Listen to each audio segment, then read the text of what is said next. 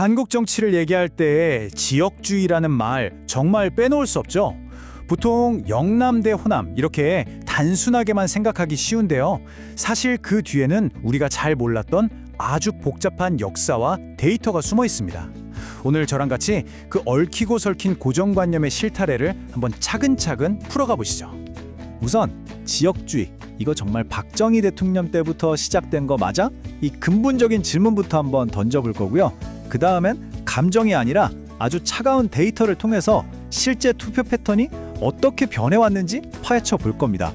그리고 유권자들의 마음속 깊은 곳에서는 도대체 어떤 동기가 작용하는 건지 그 심리도 들여다볼 거고요.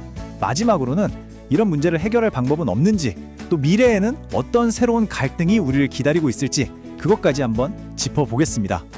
자, 그럼 첫 번째 장입니다. 한국의 지역주의는 박정희 정권이 만들었다. 이건 뭐 정말 많이 들어본 얘기잖아요. 과연 이 오래된 통념 어디까지가 사실일까요? 지금부터 그 믿음의 한가운데로 들어가 보겠습니다. 네, 바로 이 질문이 모든 논의의 출발점이라고 할 수 있겠습니다. 어쩌면 좀 도발적으로 들릴 수도 있지만 반드시 짚고 넘어가야 하는 문제죠.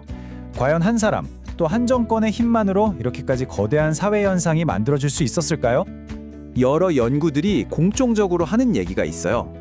박정희 시대가 현대 지역주의의 아주 결정적인 계기가 된 건 맞지만 그 씨앗 자체는 사실 훨씬 오래전부터 우리 역사 속에 있었다는 겁니다. 뭐 예를 들면 신라가 후백제를 멸망시켰던 그런 1000년도 더 된 이야기가 선거 때만 되면 정치인들 입에서 다시 소환되고 이게 지역 감정을 자극하는 재료로 쓰였다는 거죠. 그래서 학계의 정설은 이렇습니다. 박정희 대통령이 지역주의라는 불을 발명한 건 아니라는 거죠. 하지만 이미 존재하던 그 작은 감정의 불씨에 정책이라는 기름을 부은 건 명백합니다. 특히 영남 중심의 경제개발은 호남 지역 사람들에게 아, 우리는 철저히 소외당하고 있구나 하는 깊은 박탈감을 심어줬고요. 바로 이 감정이 현대정치 지역주의를 움직이는 가장 강력한 연료가 된 겁니다. 자, 지금까지는 역사라는 어떻게 보면 좀 뜨거운 영역을 다뤘는데요. 이제부터는 분위기를 확 바꿔서 아주 차가운 숫자의 세계로 들어가 보겠습니다. 과연 데이터는 이 오래된 갈등에 대해서 어떤 진실을 보여주고 있을까요? 우리는 보통 지역주의를 뭐랄까 아주 단단하고 변하지 않는 거대한 콘크리트 벽처럼 생각하잖아요. 그런데 연구 결과는 놀랍게도 그 반대입니다. 이 벽이 사실은 계속해서 금이 가고 허물어지고 있다는 거죠. 그래서 진짜 중요한 건 벽이 있다 없다가 아니라 어느 방향으로 또 얼마나 빠르게 그 벽이 무너지고 있는가를 보는 겁니다. 자, 이 표가 바로 그 증거입니다. 지역 분산 지수라는 건데 좀 어렵죠? 쉽게 말해서 숫자가 클수록 그 지역의 몰표 성향이 강하다 이렇게 보시면 됩니다. 표를 한번 쭉 따라가 볼까요? 특히 부산 경남을 한번 보세요. 13대 대선 때 0.17이었던 지수가 17대에서는 0.08까지 뚝 떨어집니다.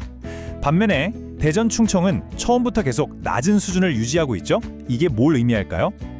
지역주의라는 게 전국 모든 곳에서 똑같은 온도로 나타나는 게 아니라는 명백한 증거인 셈입니다. 17대 대선 결과만 딱 떼어서 이렇게 막대 그래프로 보면 그 차이가 훨씬 더 충격적으로 다가옵니다. 와, 보세요. 광주 전라 지역의 막대가 다른 두 지역을 그냥 압도하고 있죠. 이건 지역주의가 전반적으로 약해지는 큰 흐름 속에서도 지역별로는 그 속도와 강도가 얼마나 다를 수 있는지를 한눈에 보여주는 장면입니다. 자, 데이터는 우리에게 무엇이 일어나고 있는지 보여줬습니다. 그럼 이제 한 단계 더 깊은 질문으로 넘어가야겠죠. 바로 왜입니다. 유권자들이 투표용지에 도장을 찍는 바로 그 순간 그들의 머릿속에서는 대체 무슨 일이 벌어지고 있는 걸까요? 우리가 흔히 지역주의랑 지역 감정을 거의 같은 말처럼 쓰잖아요. 그런데 학계에서는 이 둘을 명확하게 구분합니다. 먼저 지역 감정은 훨씬 개인적이고 감정적인 차원의 문제예요. 예를 들어서 별다른 근거도 없이 아, 그쪽 사람들은 원래 좀 그렇잖아 라고 말하는 식의 편견. 바로 이 지점이 정말 중요합니다.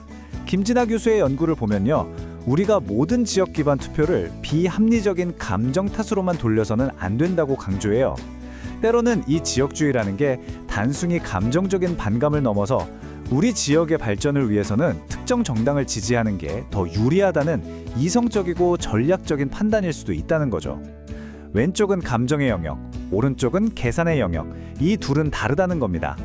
이 편은 정당 지역 의존도 지수라는 건데요. 말 그대로 정당이 자기네 표를 특정 지역, 즉 텃밭에 얼마나 의존하는지를 나타내는 숫자입니다.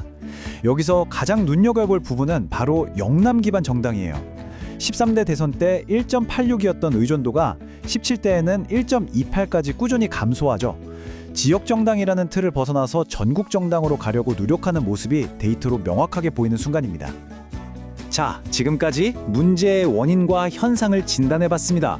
그럼 해결책은 없을까요? 다행히 정치학계에서는 이 고질적인 문제를 풀기 위한 아주 흥미로운 제도적 처방전들을 논의하고 있습니다. 그중 하나를 소개해드릴게요. 바로 중북 입후보제라는 제도입니다. 독일이나 일본 같은 나라에서는 이미 하고 있는 건데요. 원리는 아주 간단해요.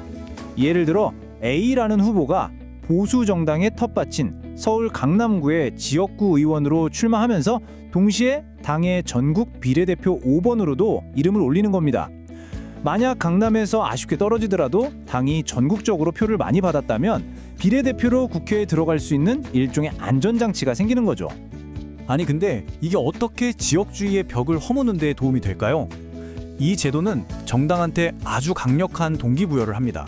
굳이 당선 가능성이 낮은 험지에 스타급 정치인을 내보내서 싸우게 만드는 거죠. 왜냐? 지역구에서 지더라도 비례대표로 구제될 수 있다는 믿음이 있으니까 한 표라도 더 얻기 위해 전력을 다하게 되거든요.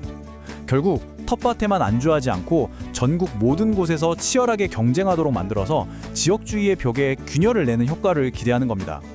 자, 이제 분석의 마지막. 어쩌면 오늘 이야기에서 가장 중요한 부분일지도 모르겠습니다. 세상이 정말 빠르게 변하면서 우리가 수십 년간 당연하게 생각했던 영남 대 호남이라는 이 프레임 자체가 낡은 것이 되고 있는지도 모릅니다. 어쩌면 진짜 싸움은 이미 다른 곳에서 시작되었을지도요. 여러 연구 자료들이 공통적으로 경고하는 지점이 바로 이겁니다. 과거 한국 사회를 동과 서로 갈랐던 이 전통적인 지역 갈등의 영향력은 점점 줄어들고 있고 그 빈자리를 대신할 훨씬 더 거대하고 더 근본적인 새로운 단층선이 나타나고 있다는 거죠. 과연 그 정체는 뭘까요? 김진아 교수의 논문은 그 미래를 아주 명확하게 지목합니다.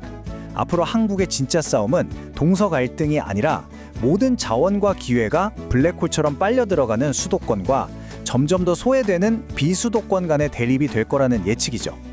이것이 바로 오늘 분석을 통해 우리가 마주해야 할 가장 중요한 미래 시나리오입니다.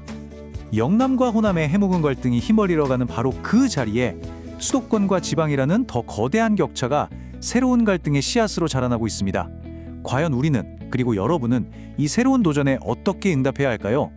이 질문을 남기면서 오늘 내용은 여기서 마치겠습니다. 감사합니다.